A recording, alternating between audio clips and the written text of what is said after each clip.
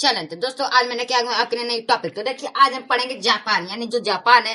आप लोग हमेशा जानते हो कि जापान क्या है, एक हाई टेक्नोलॉजी बना है, लेकिन वो कैसे बना और उसके बारे में पूरी आज हम उसकी हिस्ट्री पढ़ेंगे कि जापान जापान बना कैसे। तो देखिए पहले कि जापान क्या है, जापान दुनिया का सबसे बड़ा एडवांस टेक्नोलॉजी वाला देश है। और वो इतना छोटा सा है लेकिन तबाही इतना मचाता है। जैसे अब देखिए पहले की बात, तो जापान क्या है, उसकी स्ट्रेंथ क्या है, यानी वो मजबूत कैसे है। तो देखिए जापान की सबसे बड़ी स्ट्रेंथ है उन लोगों का डिसिप्लिन, यानी कि वहां पे डिसिप्लिन चलता है, जिसके कारण क्या होता है, जो जापान है वो सबसे बड़ा, मतलब सबसे उसकी बड़ी स्ट्रेंथ वही है डिसिप्लिन। क्योंकि जो यहाँ के बच्चे होते हैं ना, स्कूल में जो बच्चे होते हैं खुद अपनी क्लासरूम साफ करते हैं, और यहाँ के कह दो हम नहीं करेंगे, उसको छोड़ देंगे चलेगा, लेकिन साफ सफाई नहीं करेंगे। लेकिन जो जापान के स्कूल में जो बच्चे हैं क्या करते, खुद अपनी क्लास का क्या करते, क्लास का साफ सफाई करते हैं। वहां पे सर्वेंट नहीं आता। क्यों?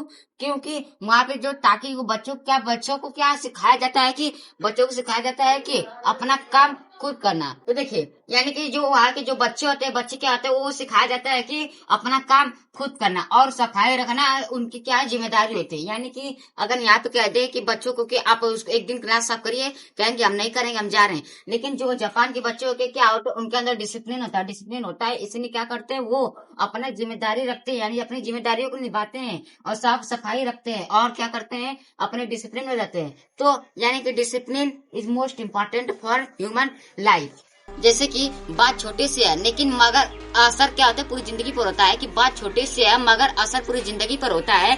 कि आदतें इंसान, यानी कि जो आदतें ही इंसान का पहचान बनाती हैं, कि जो आदतें है वो इंसान की पहचान बनाती है। बचपन में जो आदतें बन जाती है ना, जो बचपन में आदतें बन जाती है, वो धीरे धीरे चरित्र बनाती है। यानी कि अगर आपका चरित्र, यानी आप बचपन में एक अच्छी संगत पा गए तो आपको लाइफ में सक्सेस होने से कोई नहीं रोक सकता। अगर आप किसी लड़के के साथ घूम रहे हैं या फिर उसके साथ इधर उधर कर रहे हैं, मोबाइल का रील स्क्रॉल कर, तो आप कभी लाइफ में सक्सेस नहीं हो सकते। अगर आपको सक्सेस होना है तो जो बचपन है अभी से मेहनत करना शुरू कर दीजिए। यानी कि जैसे जापान के बच्चे वो अभी से मेहनत करते हैं, अभी से डिसिप्लिन में रहते हैं, तो ऐसे आप भी अगर डिसिप्लिन में रहेंगे तो क्या होगा, आपको लाइफ में अगर सक्सेस होना है तो सक्सेस होने से आपको कोई मायका रोक ही नहीं सकता आपका। तो अब बारी आती है कि हार्डवर्क की। अब देखिए आप लोग सुने होंगे कि ये जो अमेरिका था वह क्या कहता है, एटॉमिक बॉम्बिंग किया था, किसके ऊपर, जापान के ऊपर एटॉमिक बॉम्बिंग किया था, जिसमें कि हिरोशिमा और नागासाकी के बाद जापान ऑलमोस्ट तबाह हो गया। यानी कि हिरोशिमा और नागासाकी क्या है, जापान में स्थित है, और वो क्या होता है एटॉमिक बम के कारण क्या हो,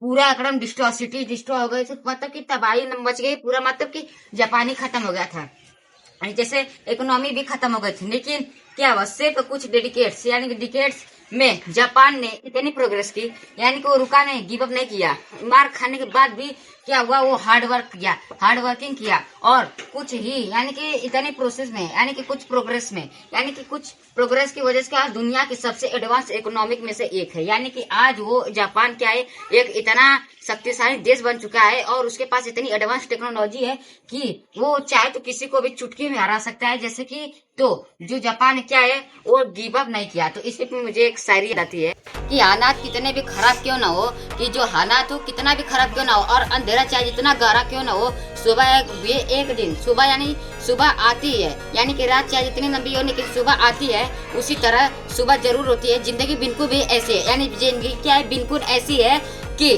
गिरना कोई हार नहीं होता, जब तक कि जो व्यक्ति होता है वो उठना छोड़ दे। यानी कि जब तक अगर व्यक्ति अगर हार नहीं मानेगा तब तक उसकी हार हो ही नहीं सकती। अगर वो कह दे कि नहीं बस नहीं होगा, तब समझ लीजिए उस टाइम वो व्यक्ति हार गया।